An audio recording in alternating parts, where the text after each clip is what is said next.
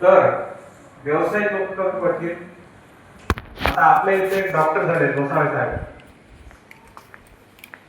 त्यांना या जिल्ह्यात नोकरी लागली. कारण काय आहे तर डॉक्टर लोकांची कमतरता आहे. डॉक्टर हे व्यावसायिक पदवी आहे.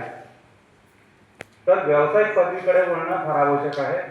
जे 10वी आणि 12वीचे मुलं आहेत त्यांना माझी विनंती आहे,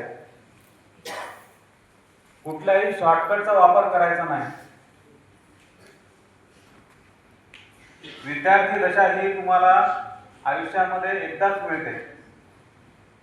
जेवढे आम्ही मंडळी वर बसलेलो आहोत, आमच्या मनात किती आलं की आम्ही 6व्या वर्गात जाऊन बसावं, शक्य आहे का आपल्याला? नाही. ते भाग्य तुमच्या नशिबात आलेलं आहे. ते भाग्य 10वी आणि 12वीच्या विद्यार्थ्यांच्या नशिबात आलंय. आम्हाला किती वाटलं, आता आम्हाला कल्पना आहे की गुणवत्तेच्या बाबतीमध्ये कदाचित आम्ही तुमच्या एवढे नसू, तुमच्या एवढं ज्ञान कदाचित आम्हाला नसेल, पण 10वी आणि 12वीची परीक्षा कशी पास करायची हे आम्हाला पूर्ण माहिती आहे. पण आम्ही त्या अवस्थेमध्ये जाऊ शकत नाही, कारण आमचं वय नाही. त्या वयात तुम्ही आहात, ते भाग्य तुमच्या नशिबी आलेलं आहे.